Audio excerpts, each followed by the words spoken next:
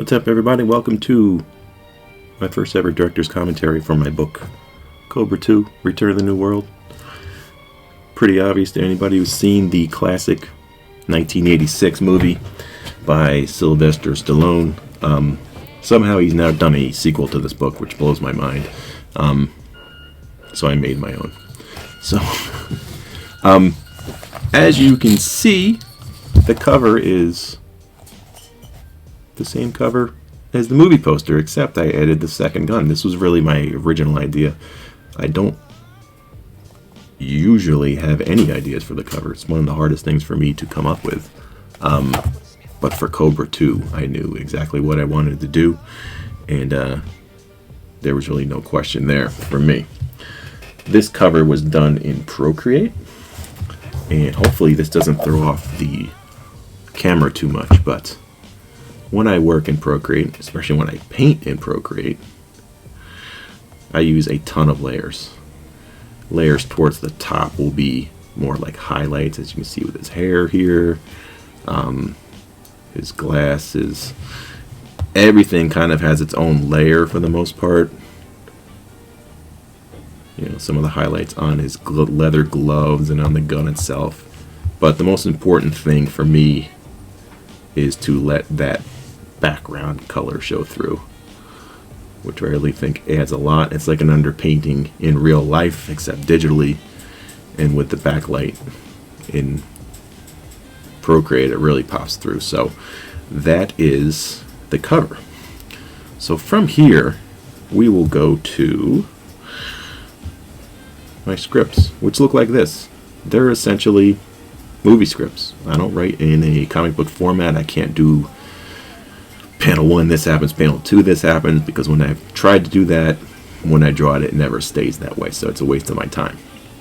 Basically, I'll write out the whole story, and then I'll break it down as I reread it. Here, here, and here is page 28. Here's page 27. And then from there, we'll go and thumbnail. I thumbnail everything, the whole book, all at once in this format. The good thing about this is it's going to show me how many pages the book is going to be, but in this case, these red X's I cut from the book or combined. So my final count, which is supposed to be 58, I don't think ended up being 58. But this is how we do it, or how I do it. So this is page 1, the original thumbnail.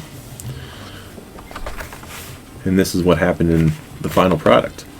So essentially, page 1, I ended up just using panel 2 here.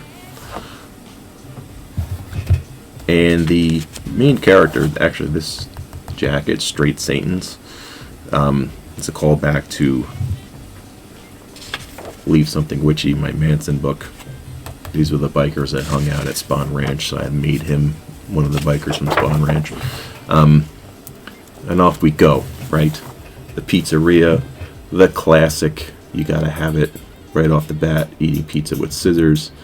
You know, you're not making a Cobra book or anything without the pizza scissors.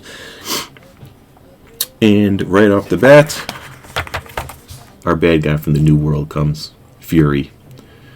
His outfit is a combination of Frank Miller's Dark Knight and the Death Wish movies, the old Bronson movies. And these glasses are actually from 16 Candles. One of the dorks in 16 Candles had those glasses. So that's where we get him from. A lot of Frank Miller inspired stuff here. See, we're off focus. There it goes again. Okay. Tons of reference. This is me. I took a picture of myself holding a BB gun and used that for reference. I'm not going to show you that picture. And off we go, right? We're a lot of fighting. Cobra's just chilling out, letting the crime happen. He's not too stressed. The pizza man puts up a valiant fight, but eventually loses. And then Cobra steps in. I was really happy with the way this panel turned out. him overlooking, and the one white eyeball, and of course, I mean, that's as classic as it gets, right? So here we go. So now if we were to return to my thumbnails, there's my thumbnail, and there's the final. In that case, pretty spot on, right? But a lot of the times my thumbnails will deviate a little bit in the final. This fella here, Captain Monty, is one of the characters I brought back from the original movie.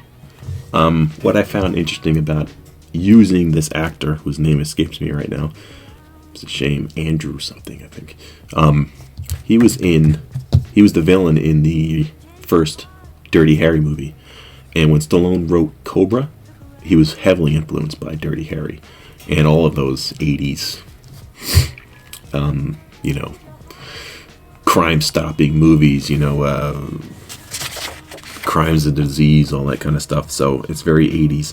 So he was the villain. He was the Scorpio in Dirty Harry, but he ended up being the police captain in Cobra. But Monty is there. Easy to find a reference to if you use actors. Of course, I brought back Cobra's car. I know it crashed in the original, but that car's too cool to leave alone, and I figured Cobra would just get a new one or rebuild it. I also hate drawing cars, so in Procreate I can just draw them from a bunch of angles, get it over with, and then cut and paste when I need them. Here are some more. I actually think that the final of this page and the thumbnail are pretty funny. Obviously, no glasses in this one, but for the most part, stayed pretty true to form there. So here we go.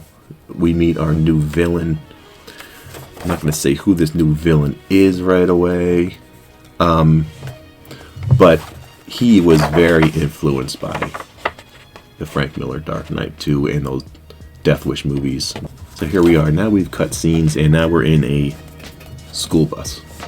The idea for the school bus driver is a combination of Jason Mewes from the Kevin Smith movies and the bus driver from The Simpsons. The bad guys come, they hop on the bus. I really love the way these guys turned out. I think at the time I was watching the Halloween movie, so they're wearing like the onesie Carhartts here, like Michael Myers does. And here you'll see a little hint of green. Previously, the only thing we saw was red, but for this shot, I wanted something really gross. And the idea of getting stabbed and injected with something green and bubbly seemed particularly gross and disturbing. So this is where I bailed on the red idea. And throughout the rest of this book, you'll see that slowly I started to abandon the idea of only using red. Through here, I was really happy with the way these guys turned out on the bottom. A lot of Jose Munoz reference here. I love his artwork. Same thing here. Again, car. Just reuse this car all the time, and then I can smash it up and use a different layer to put things on top of it or behind it. And I don't have to redraw the car every time. Okay, more. Just reusing the car. So if you hate drawing cars, Procreate's the way to go. One thing about this, though, that I did hand letter for the first time ever. I was pretty happy with the way it turned out in some places. It's a work in progress, but I like the idea of, learning as I go. A lot of people will digitally do this stuff. I digitally lettered for a million years, and frankly, I had enough of that, and I thought it was time to letter on my own. Use of silhouettes here is something I try to do a lot I used it 2 times here. I don't know how effective it is with red here. I tried it.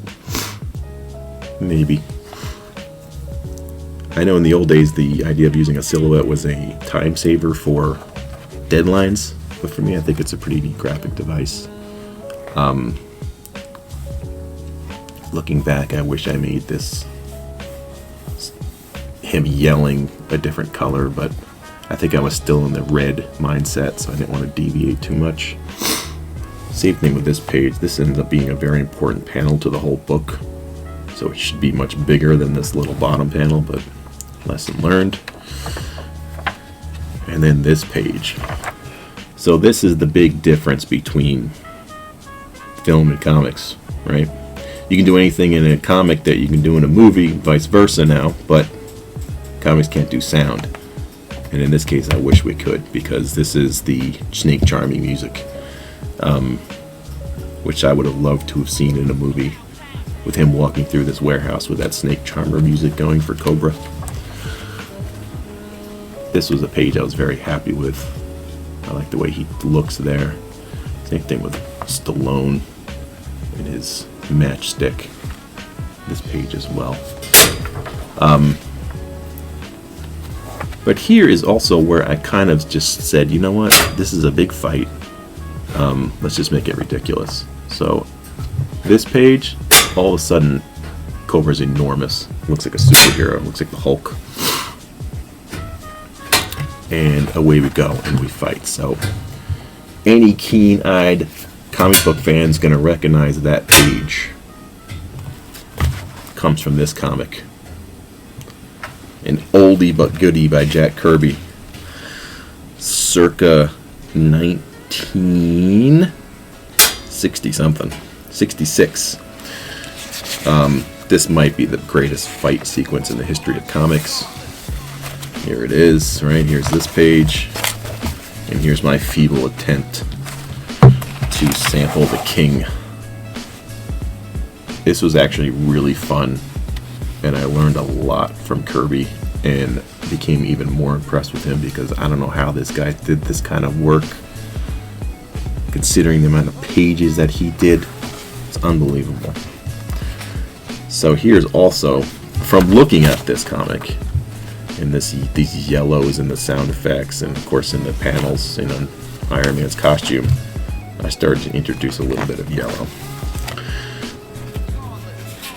And this is when I just said, you know what, I'm not going to stick to my color thing so much anymore.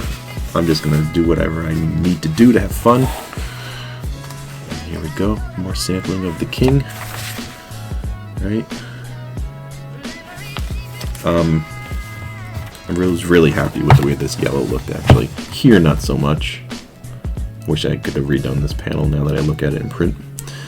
But I was looking at a lot of Frank Miller Daredevil, and this little spin on his head here from the punch. And that little blood, I thought looked very cool, and it reminded me of Rocky too. So that's what we used there. Pretty happy with this page too, even though it's hard to read left, right, center for the last panel. You get the idea of what happened. And here we go. Here is this big splash page of the main villain. It's pretty grotesque, but I also completely abandoned color here because we have purple and everything else. Again, more yellow. But as we go, this is the end fight. This hook up here, this little claw, was supposed to be used in the final scene, but I cut it out. So this hook is hanging around a few pages, and I never end up using it. Same thing with this car crusher. The villain was eventually going to get thrown in the car crusher, but it never happened. I cut it out and had him die a different way. Not that I spoiled it, but I mean, it's an 80s action movie. You probably know the villain's going to lose. Again, a little bit more of this Daredevil Frank Miller stuff, where he used to have him jumping through the air and there'd be different color holds and stuff. I don't know if it's effective or not. This is reference from Return of the Jedi. But here we go. Boom, boom, boom. Had a lot of fun making this page.